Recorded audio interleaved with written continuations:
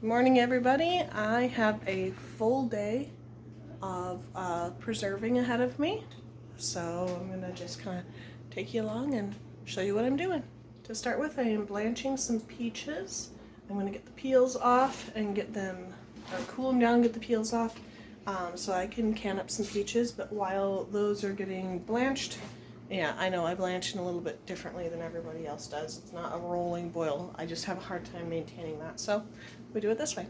Anyway, but I'm going to be canning up this hot sauce that didn't seal last time. I'm going to be water bath canning that for about half an hour. So since I have a hard time keeping the peaches up for in a rolling boil, I just add them when the water's warm and then take them out when the peel is easy to start to peel off. And instead of using bags of ice, I use these water bottles that are frozen, ice packs. That way I can just freeze them again and reuse them, and I don't have to spend a whole lot of money on bags of ice. So we're going to plop these in here, and then I'll be able to just kind of slide the peels off. So while those peaches are cooling down so that they're easier to handle, I'm getting my hot sauce in my canner, one of my canners. And since this is cold from the fridge, I'm starting with cold water. And you want to get the water an inch or two above. So I'll be adding some water to this. And over here, I'm starting to get some mushrooms ready. So I got a whole bunch of mushrooms. Yes. So, yes, that's right. That's right, actually. Okay, put that on. Can you put your shoes on?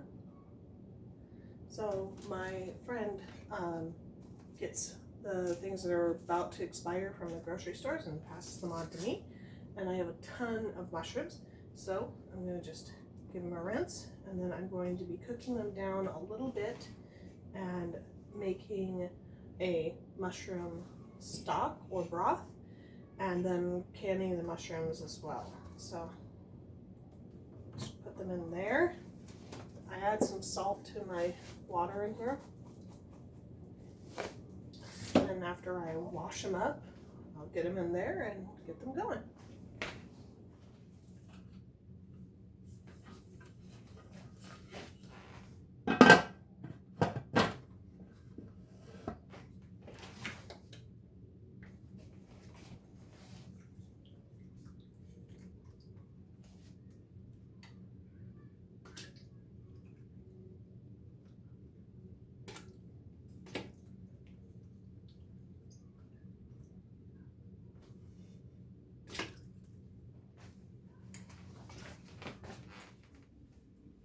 Alright, so this is kind of the over-the-shoulder shot, but so I've got my peaches in here, and yeah, the water's still pretty warm, but most of the peaches you can just kind of slide the peels off.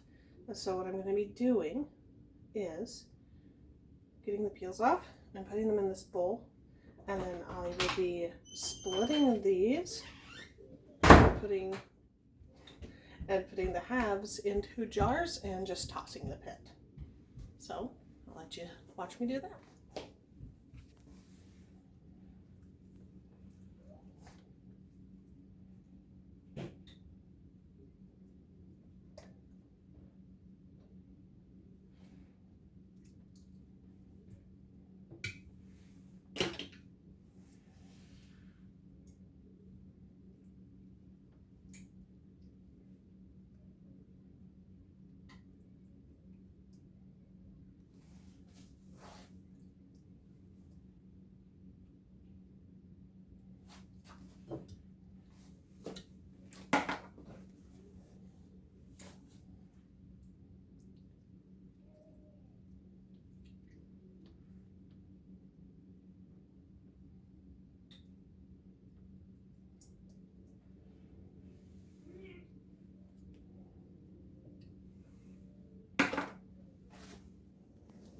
So I've got all my peaches in jars. It came up to about 4 quarts, and instead of making a syrup, I'm actually just going to be adding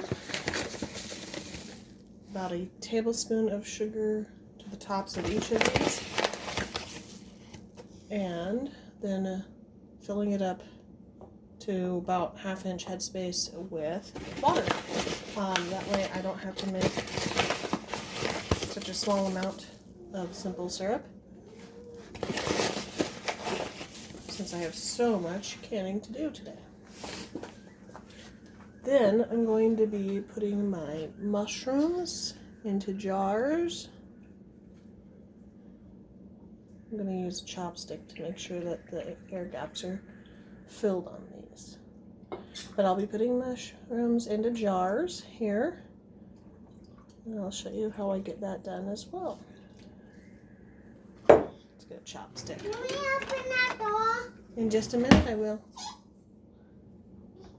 Just kind of make sure that as many air bubbles are out as possible. Out!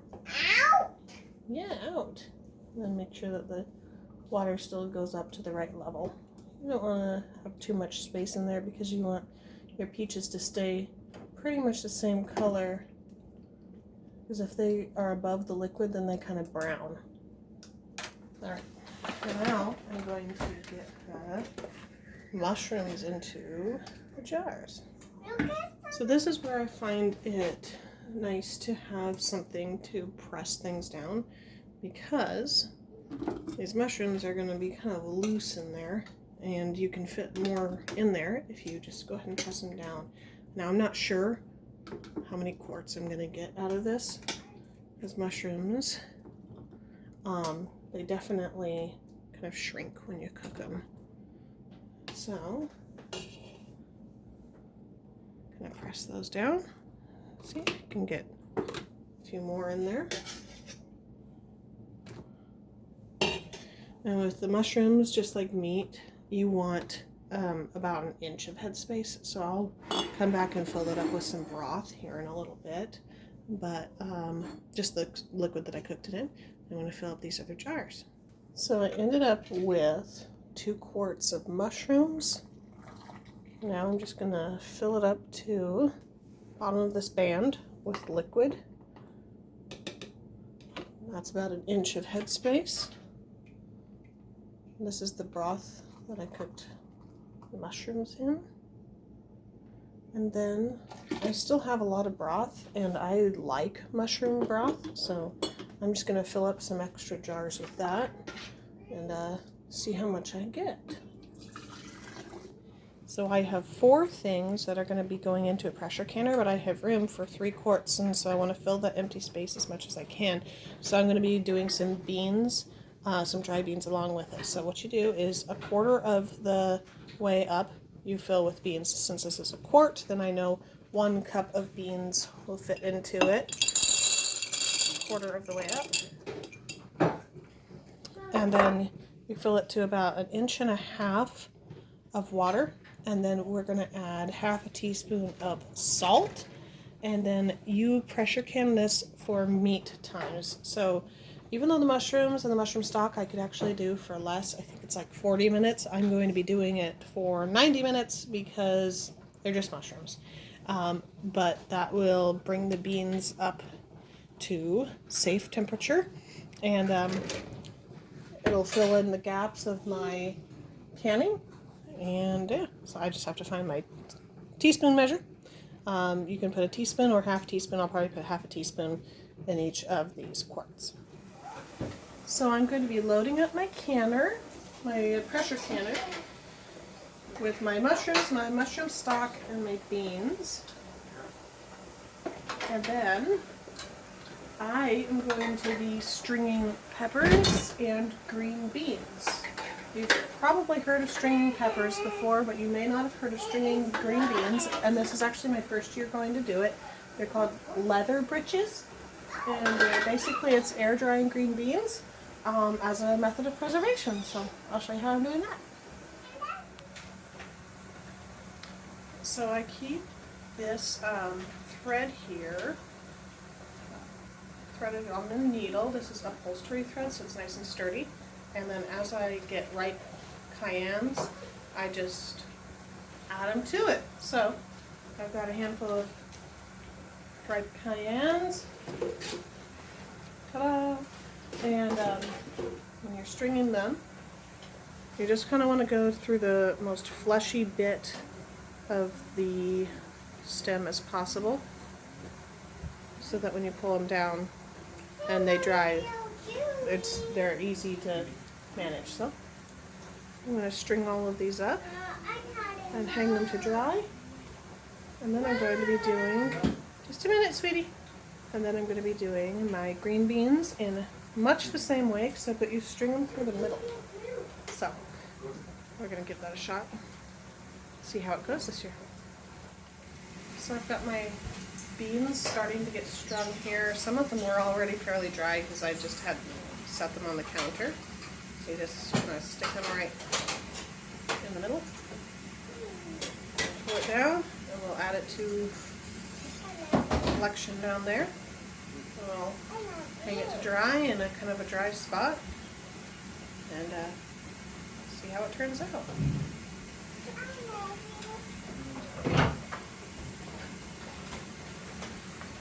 So I'm going to be working on my peppers now. Some of these are kind of wrinkled. They've been just hanging out, kind of air drying. But I'm going to put them on this tray. And I'm going to see if I can possibly either smoke these outside, or if I can't get the smoking thing ready, then I'm going to just put them in the oven under the broiler. And then I'll rip the stems out and put them in the freezer so that I can save them for salsa when I have more time and more tomatoes to make it.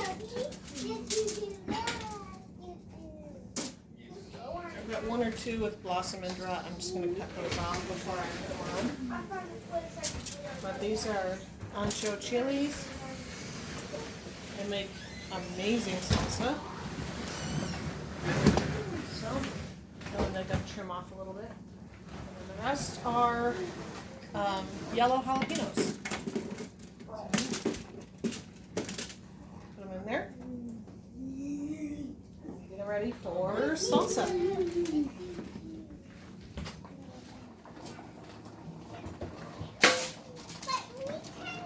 I decided to go ahead and put these in the oven because we don't have a real good setup for smoking outside. Number 3. And in the kitchen. I could smell the. So remember how we saved those peach peels? So what we're going to be doing is just dehydrating them. So I'm just going to plop them onto my dehydrator trays. It doesn't have to be that pretty. I have some from a batch before, so we're going to dehydrate these, and then the idea is that when they're all dehydrated, then we can grind them into a powder. There's my kids being chaotic again. So we'll grind them into a powder, and this powder is fantastic. Anthony, make a video. Quiet. And this powder is perfect for making the peaches and cream oatmeal packets. Instead of buying them, you can just mix this in. Alright, so I've got the peach peels dehydrating, and now I've got my peaches in my canner to water bath. Put my lid back on and get it going. They didn't go in until now because the temperature of the jars. So you want your jars and your water to be about the same temperature, and the water was still really hot from canning up the hot sauce, so I needed to wait until it cooled down so I could get my peaches, which were kind of like room temp, to go in there safely to avoid thermal shock. So I'm still So I've got my kind of roasted peppers here, and they're cool enough to work with, so I'm basically just going to pull the stem off and throw the pepper into a bag, and I'm just going to put it in the freezer. I lost its seeds, and there's a lot of flavor in seeds, so just do like that. So we'll get this all loaded up and stuck into the freezer, and that'll do it. That'll do it for the peppers, because when I need them for salsa, I'm just gonna pull the bag out, let it defrost, and then put it in like the blender or the food processor for that spicy. And it'll be pretty good. So the next thing that I am preserving are these. I'm going to do the video now. So the next thing I'm doing is preserving these big zucchinis. I have a whole bunch of big zucchinis, and so what I'm going to do is shred them, but doing it manually like that, it takes a long time, and I don't have a food processor because I find the noise very grating on the nerves. So, yeah, it's okay. So what I'm going to do is trim the edges off. It's okay, Rosie. Oh, yeah? You're telling them too? Okay.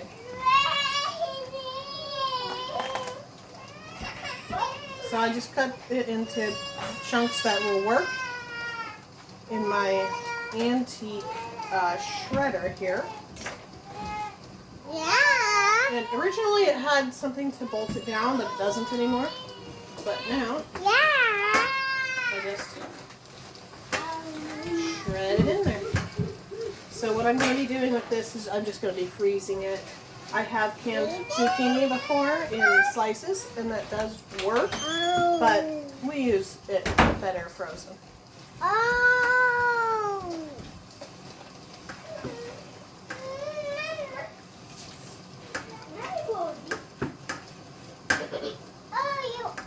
To do it just right, you can actually get rid of this whole peel, or most of it. So if you have a kind of a tough one and you thread it in there just right, it's perfect.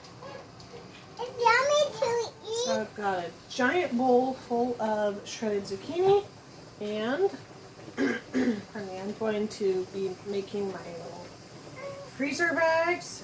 So sealing one end of each one of them, and then I'm going to scoop 3 cups of zucchini into each one, and then seal it again, and put it in the freezer, because 3 cups is how much my zucchini bread recipe calls for, but it's also a great amount for pretty much anything else. So you kind of have to give the food saver type things a minute in between, otherwise they overheat and they just won't do it. But I find that I can do about 2, and then I have to wait.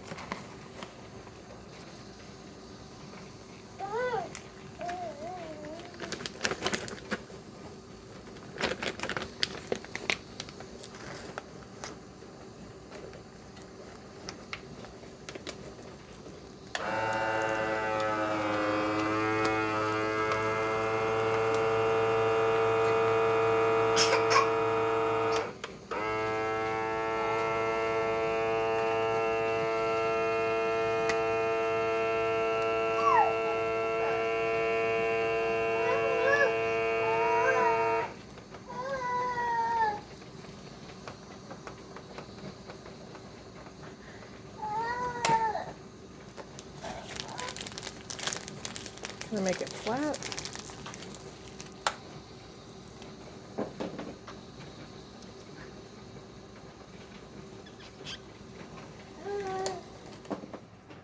Let you check to see just in case. Just a minute. Stay there.